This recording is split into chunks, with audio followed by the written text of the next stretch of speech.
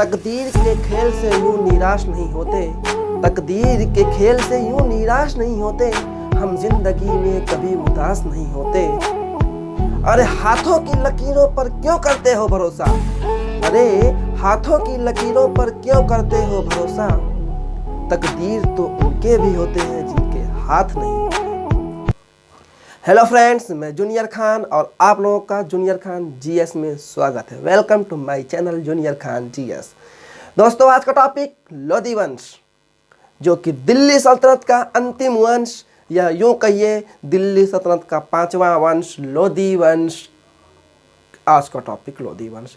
लेकिन दोस्तों, वीडियो शुरू करने से पहले आपसे एक छोटी सी गुजारिश है कि अगर आप हमारे चैनल पर नए हैं तो हमारे चैनल को सब्सक्राइब कर दीजिए, क्योंकि अगर मैं कोई भी वीडियो लाऊं तो उसका नोटिफिकेशन सबसे पहले आपके पास पहुंचे। और अगर हमारे वीडियो पसंद आए तो लाइक करना ना भूलिए और दोस्तों में शेयर करिए। तो चलिए दोस्तों, वीडियो को शुरू करते हैं। लोधी वंश, बहलोल लोधी, संस्थापक बहलोल लोधी। इसको तो मुफ्त में गद्दी मिल गई, समझो दिल्ली की गद्दी इसको लोधी वंश बहलोल लोधी को मुफ्त में मिली। जब सैयद वंश का अंतिम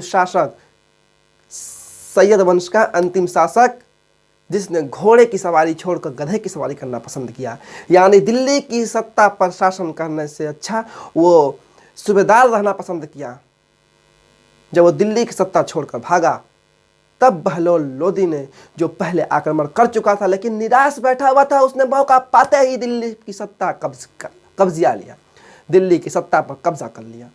बहलोल लोधी ही लोधी वंश का संस्थापक है। तो चलिए लोधी वंश के बारे में पढ़ते हैं। लोधी वंश 1451 ईस्वी से 1526 ईस्वी तक शासन किया। मतलब जब तक कि बाबर हिंद पर आ न गया तब तक लोधी वंश शासन करता रहा। अगर शायद बाबर ना आता तो आगे भी करता रहता। 1451 से 1526 ईस्वी तक लोधी वंश का शासन। संस्थापक इसका बहलोल लोधी। बहलोल लोधी के बारे में हम कुछ जानेंगे। बहलोल लोधी आपका 1451 ईस्वी से 1489 ईस्वी तक शासन किया।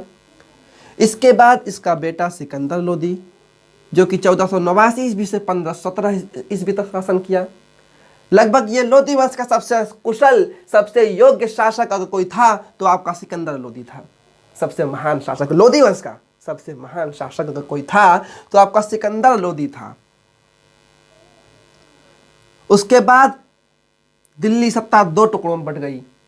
एक आपका जौनपुर जलाल खां के हाथों में आया और दूसरा इब्राहिम लोधी के हाथों में आया। लेकिन हमें पढ़ना है दिल्ली सल्तनत के बारे में, इसलिए यहाँ पे टॉपिक आता है इब्राहिम लोधी का, ना कि जलाल खां का। इसीलिए कहते हैं लोधी वंश में अंतिम शासक जो लोधी वंश का था का इब्राहिम लोधी था। तो चलिए एक एक कर हम कुछ पॉइंट्स पढ़ते हैं जो हमारे लिए बहुत ही ज़रूरी है और जो एग्जामों में अक्सर पूछा करता है। तो बहलोल लोधी ये 1451 ईस्वी से 1489 ईस्वी तक शासन किया।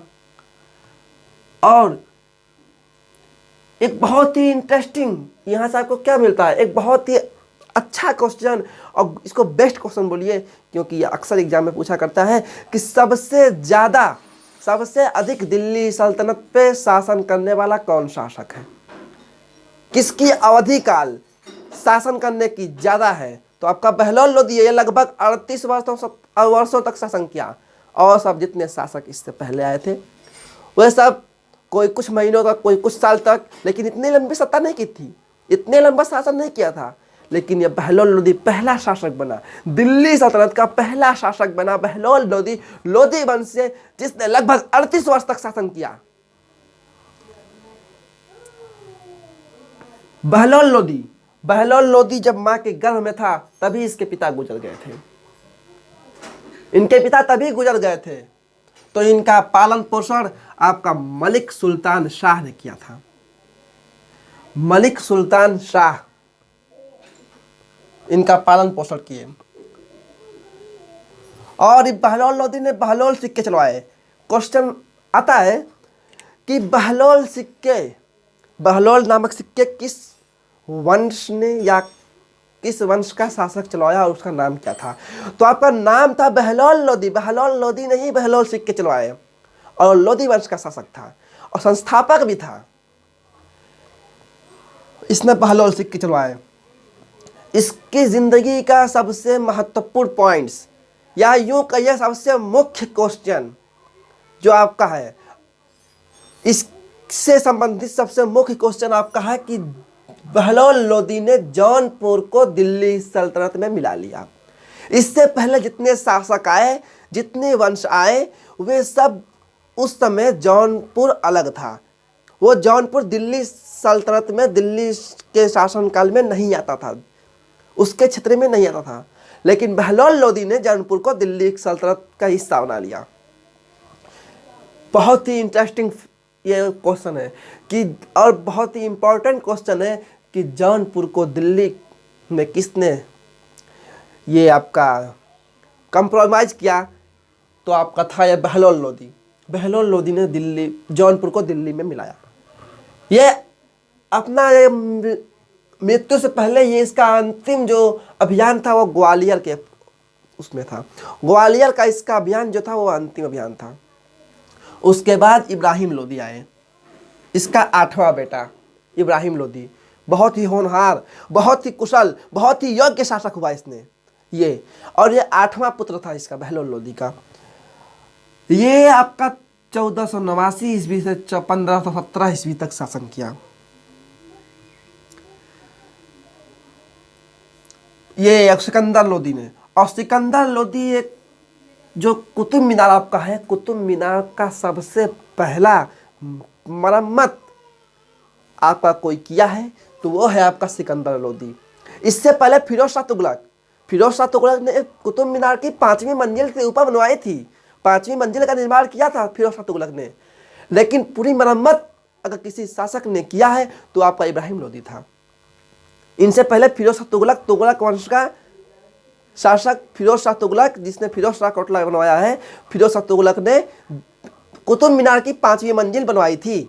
5वीं मंजिल की मरम्मत कराई थी उसने, फिरोज शाह तुगलक ने।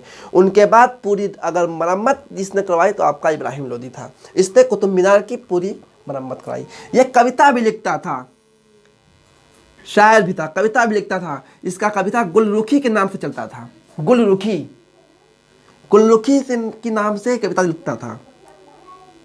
सिकंदर लोदी शासक बनने से पहले इसका नाम सिकंदर लोदी का निजाम खां था। सिकंदर लोदी का शासक बनने से पहले इसका नाम निजाम खां था।